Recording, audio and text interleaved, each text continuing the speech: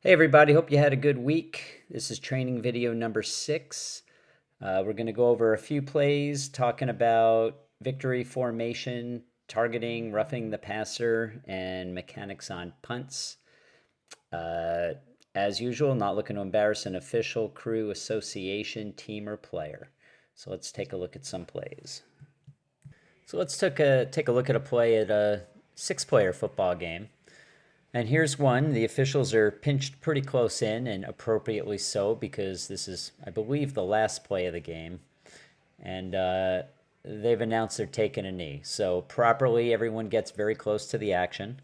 And the goal here is just let the offense give it one snap, and the game will be over.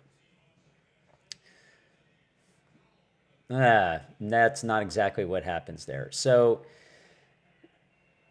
if this does happen to you, let's work on getting in there a little bit sooner. Crew, first of all, this should take, I guess it probably took you by surprise, but one, I'd expect a flag on the ground for this. We're up there close for a reason, and that's to make sure nothing strange goes on. And there should be a personal foul here. I know the game's ending, but let's not let that go just because the game's ending. We have to show that this is not okay. And I would expect as a crew you're coming running in, breaking this up, because nothing good can happen with those players on the ground. So lesson learned in the future. Let's get in there. Let's penalize action like this when they're taking a knee and everybody knows it. So we'll talk a lot about being ready from the first play of a game. And this is one where I believe it is the first play from scrimmage in this football game. And we can't relax and ease our way in. We got to be ready from the very beginning. And let's take a look at what the player circled here is about to do. Okay, pretty big hit. Pretty big hit. And so let's take a look here. Let's back it up. You can see he lowers his helmet and delivers a blow to the helmet of the runner. Okay, and flailing arms high too. I would certainly expect we would at least have a flag on here for a personal foul. The wing's actually in pretty good position and is looking at, and these happen fast. Now, like I say, when it's the first play of the game, sometimes we are just not mentally ready yet, but we've got to get there. You could see here, Crown is, I get I'm slowing it down frame by frame, but this is when we should have a flag. This is targeting. I could support an ejection here as well. Lowers ahead and delivers a blow high. And, the definition of targeting, it is in the rule book 222. So Article 2, Section 20, Subarticle 2. Targeting is an act by any player who takes aim and initiates contact against an opponent above the shoulders with the helmet, forearm, hand, fist, elbow, or shoulders. So this meets the definition of targeting. If you as an official deem it as flagrant, we would also have a disqualification. And let's just be ready. First play of the game on these. So let's talk roughing the passer. This is a good example of one, and it's a good call by the referee. You can see there he just gets dumped way late. The rushers know he's thrown it. They proceed, hit him, and then bring him all the way to the ground unnecessarily. And referee, that's a nice flag toss. It's not emotional. Sees it, flips it away from players. It's a nice job. Now, roughing the passer has special enforcement in the book. And basically, it's when the play ends beyond the neutral zone, there hasn't been a change of possession, the foul can be enforced from the dead ball spot as long as Team A still has it. And that's the case here. And you can see there, it's dead around the 36-yard line. Good job with the wing there at the near side, putting a hand up in the air. Probably doesn't even know there's a flag until the referee blows his whistle. Remember, that's our 40-second clock signal.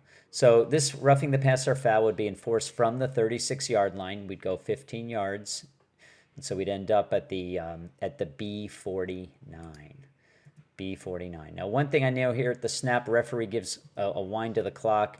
I'm just guessing you had troubles with the clock operator on this one, but just to be clear, that unless there's some or maybe the clock hadn't started and you just noticed it. But, in general at the snap, we don't give a wind the clock signal unless, like I say, there's something strange going on with the timers. But good job picking up that roughing the passer. Okay, let's talk punts, scrimmage kick punts for a little bit. So I got to tell you, I've been looking through a lot of film, a lot of huddle video, and I'm seeing a lot of crews doing things that aren't per our book.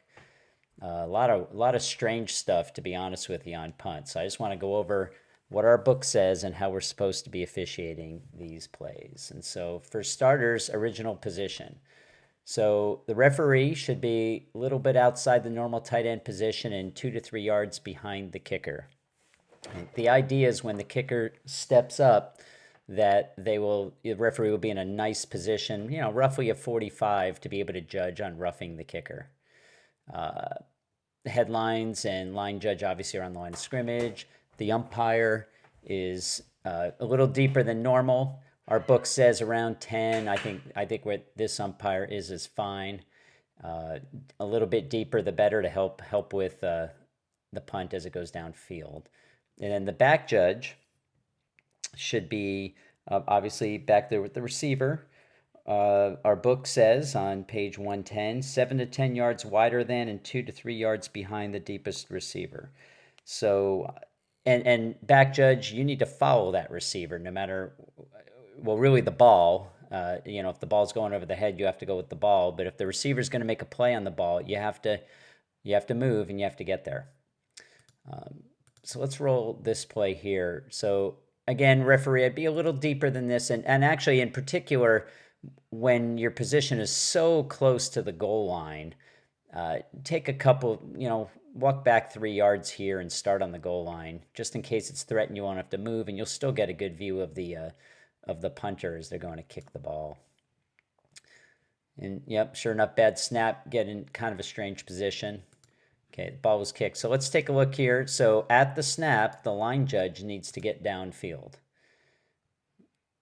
And the head linesman holds the line of scrimmage till the ball crosses. So there goes the line judge, ball crosses it, there goes the headlines. So that's really good work.